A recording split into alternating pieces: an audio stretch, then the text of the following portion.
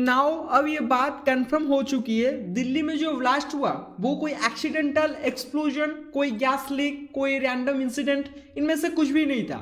ये था एक आतंकवादी हमला, टेररिस्ट अटैक। नाउ भारत सरकार खुद कंफर्म कर चुकी है, कैबिनेट का ऑफिशियल रेजोल्यूशन आ चुका है।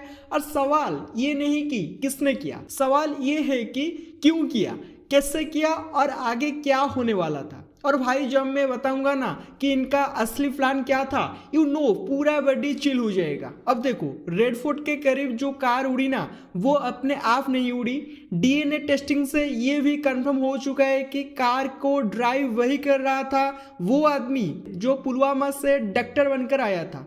अब आप सोचो, एक डॉक्टर कार में बैठकर इतना बड़ा ब्लास्ट करता है, तो साफ है ये कोई इंडिपेंडेंट नहीं था, ये पूरे प्लान का एक छोटा हिस्सा था। और अब जो इन्वेस्टिगेशन में आया है वो और भी खतरनाक है। कई रिपोर्ट्स कह रही है कि 6 अटैक प्लान थे दिल्ली में, सिर्फ एक ब्लास्ट करके ये भागने वाले नहीं थे। ये तो बस एक डेस्परेशन मूव था क्योंकि इनके वाकई प्लान फेल हो गए।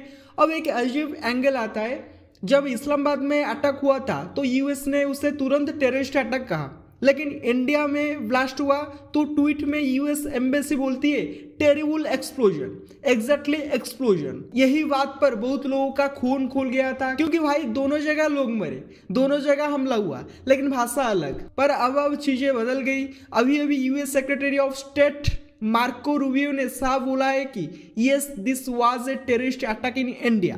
और जब मैं उनका पूरा स्टेटमेंट सुना, भाई कुछ बातें ऐसी थी जो बहुत डीप थी। उन्होंने बोला कि इन्वेस्टिगेशन प्रोफेशनल है और ये कि इसका स्कोप और बड़ा हो सकता है, मच बिगर। अब देखो, कई लोग बोलेंगे यार हर चीज को पाकिस्तान से मत जोड़ो, बट लिसन, एग्जैक्टली ये समस्या है, हम जोड़ना नहीं चाहते, बट ये लोग खुद को डिस्कनेक्ट होने देते ही नहीं, क्योंकि अब तक जो इन्वेस्टिगेशन में मिला है उन एक्सप्लोसिव्स का सोर्स, उनका पैटर्न, उनका मटेरियल ये इंडियन टेरिटरी में नेचुरली अवेलेबल नहीं होता। और इतने लो प्रोफाइल लोग इतने हाई एंड एक्सप्लोसिव्स ले आए, ये बिना सहायता के पॉसिबल है ही नहीं। अब एक और चीज, पाकिस्तान की तरफ से लगातार जो ऑनलाइन रिक्वायरमेंट मॉड्यूल्स चलते हैं जिनमें रेडिकलाइजेशन होता है, ये सिर्फ कहानियां नहीं है, ये असलियत है। हमने पहले भी देखा है, पुलवामा में, उरी में, पठानकोट में, हर जगह एक पैटर्न है। और ये जो पूरे मॉड्यूल्स बनाकर बैठते हैं, ये सिर्फ भारत को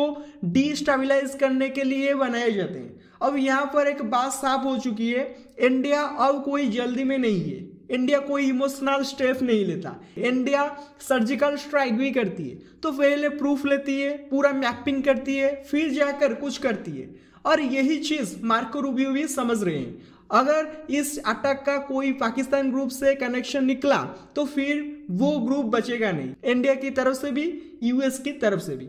अब देखो, इंडिया ऑफिशियली कुछ नहीं बोला है कि ऑपरेशन सिंदूर आगे बढ़ेगा या नहीं, बट पाकिस्तान खुद डर चुका है। उनके defence minister Khawaja Asif openly बोल रहे हैं we are prepared for 2 front war. अब सोचो, किसने बोला था कि इंडिया कुछ करने वाला है? कोई ऑफिशियल स्टेटमेंट आया था? नहीं। फिर भी ये लोग पैनिक में हैं, अपने टैंक्स बॉर्डर पर डिप्लॉय कर रहे हैं, इंडिया वाले बॉर्डर पर भी और अफगानिस्तान वाले बॉर्डर पर भी।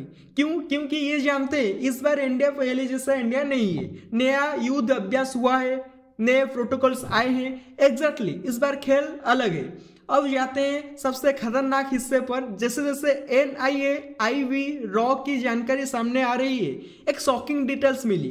32 और ऐसी कार्स तैयार की जा रही थी, और ये सिर्फ दिल्ली के लिए नहीं थी, ये एक मल्टी सिटी सीरियल बॉम्बिंग होने वाला था। 4 बड़े शहर, चारों को सेम डे सेम आवर्स में हिट किया जाना था। पिक्चर इमेजिन करो, metro cities, morning office hour और एक साथ 32 ब्लास्ट। अब देखो, अगर ये प्लान सफल होता तो शायद इंडियन हिस्ट्री का सबसे बड़ा टेरर अटैक होता, कहीं ना कहीं 26/11 से भी बड़ा, क्योंकि इसका स्केल मल्टी सिटी था। और ये जो रेड फोर्ट वाला ब्लास्ट हुआ, ये तो बस एक पैनिक ट्रिगर्ड डेटोनेशन था, बाकी प्लान कोलैप्स हो चुका था और ये लोग डेस्परेट हो चुके थे। अब सोशल मीडिया पर एक और एंगल घूम रहा है, तुर्की का एंगल। कुछ इंडियन आउटलेट्स कह रहे थे कि तुर्की लॉजिस्टिकल सपोर्ट दे रहा है, बट तुर्की ने साफ डिनी कर दिया कि ये सब इंडिया तुर्की रिलेशन तोड़ने की साजिश है। नाउ लिसन, मैं यहाँ कोई फाइनल कमेंट नहीं करने वाला क्योंकि एविडेंस अभी पब्लिक में आया नहीं है। बट एक चीज हमेशा याद रखना, हर कंट्री डेनी करती है चाहे कुछ भी हो, एग्जैक्टली वही पैटर्न। इसलिए जब तक इन्वेस्टिगेशन पूरा बाहर नहीं आता कुछ भी बोलना इमैच्योर होगा। अब देखो पाकिस्तान के डिफेंस मिनिस्टर की लैंग्वेज बहुत ध्यान से सुनो। वो कंटिन्यूसली दो चीजें बोल रहे हैं। पहला, हम दो फ्रंट पर लड़ने को तैयार है। दूसरा, अगर इंडिया फाइनल राउंड चाहता है। ब्रदर, किसने बोला फाइनल राउंड? इंडिया ने नहीं। एग्जैक्टली हमें तो खुद पाकिस्तान की स्टेटमेंट से पता चल रहा है कि ये लोग ऑलरेडी डर चुके हैं। और सबसे मजेदार, ये लोग कहते हैं हमने आतंकवादियों को नहीं पाला। ये सब बेबुनियाद।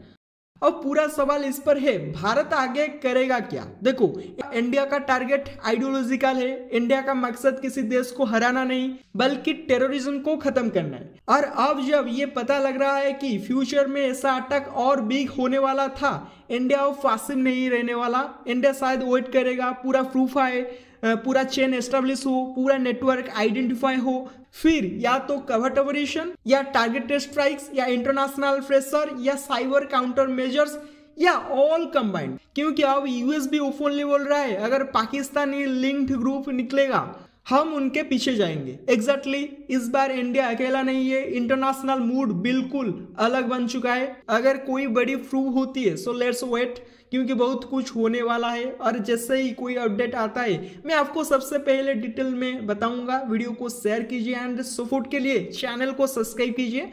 Thank you, have a good day. मिलते हैं नेक्स्ट वीडियो में।